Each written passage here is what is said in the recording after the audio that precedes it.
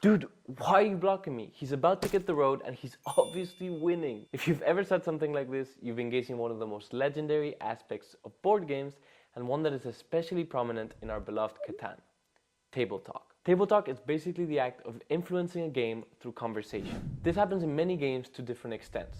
Poker players like Daniel Negreanu use it all the time, and chess hustlers are infamous for their table talk. Now, in Catan, it can take a few forms. You might use it to convince other players that your opponent is in the lead, or you might use it to get information about what resources people have before stealing or using a monopoly. Or you might use it to have people give you free resources, and more of that towards the end of the video. So in this video, I'll take you through the basics of table talk, how and if to extort your opponents, and how to have people basically help you win. First, let's start with the basics. When you're playing Catan on an actual table, you can speak.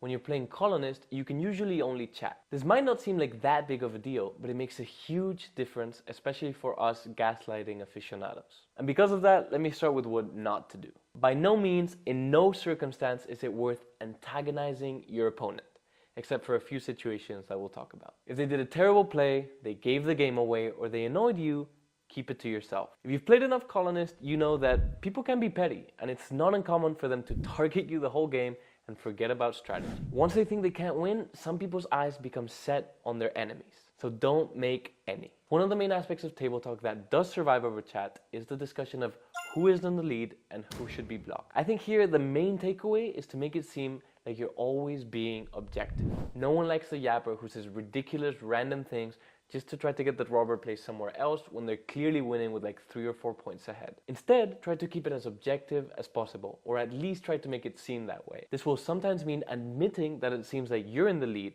but it'll also mean that people will listen to you more when you say that other people are in the lead. Now, let's get into some specific strategies. And remember, these are all things I came up with after playing a lot of Colonist, but I'd love to hear what strategies you use to table talk your opponents, so feel free to share them down below. Number 1 is seeding. Being targeted from the beginning of a game inspires a sort of violent frustration. And with seeding, we can try to make that be the case for someone other than us. Now, the strategy should mainly be reserved for when someone has a visibly strong setup from the beginning. And if they do, say it.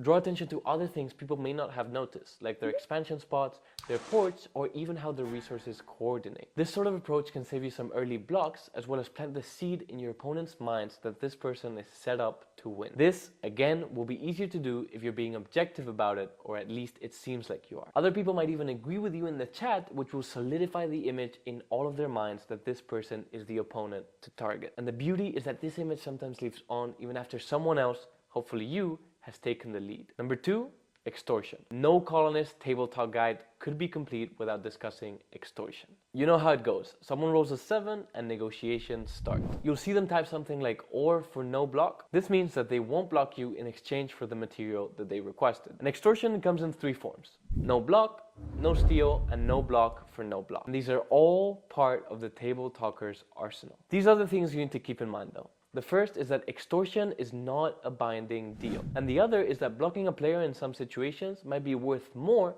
than the actual resource you're going to get. In those situations, you might want to try to go for a no steal. So rolling a 7 or having a knight might give you more flexibility than you would have thought. You might not even be blocked, but you have a big play that unlocks by getting a specific resource, and you can use a knight aggressively and extortion with it instead of having to get lucky. Now, another important part of extortion is when you're on the receiving end. As I just said, extortion is not binding. So there might come a time where you want to agree to a no block and not pay up. Remember our first rule though, don't make enemies. However, if this has a high likelihood of helping you win the game, and you don't think this player is going to have many chances to mess with you, you might want to consider it. Number 3 is free resources. This is my favorite, and there are 3 main situations that I can think of where a table talker can convince the table to give them free resources. The first one is to steal the longest road from someone, the second one is to steal the army from someone, and the third one is to plow someone. And these situations can turn games around. Think about it. If someone's winning and they have the army or the road, it's in everyone's best interest to try to change that in order to prolong the game as long as possible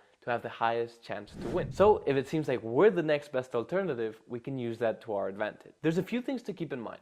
The first one is that they don't know the exact resources that you have. This means that if the board allows it, you can ask for more resources than you actually need for the play getting free resources in the process. The other thing is that, again, these plays are not binding. There might be situations where players give you resources, but you don't use them for the specific play you agreed on because there's something that benefits you more. In these situations, it's important to juggle the no enemies principle with the benefits that this play gives you. Now, plowing a player is the sneakiest one because it usually happens earlier in the game. However, if you combine seeding with this strategy, you can convince players to give you resources to plow someone early on. Maybe because they have a very strong port that you want to avoid, for example. Alright, so here are quite a few ways to try to use the Colonist chat to influence the game in our favor. As you can see, even with just the chat, there are so many variables and scenarios that it's impossible to cover them all. But hopefully I've given you some principles and ideas that you can use to table talk your way through your future Colonist games.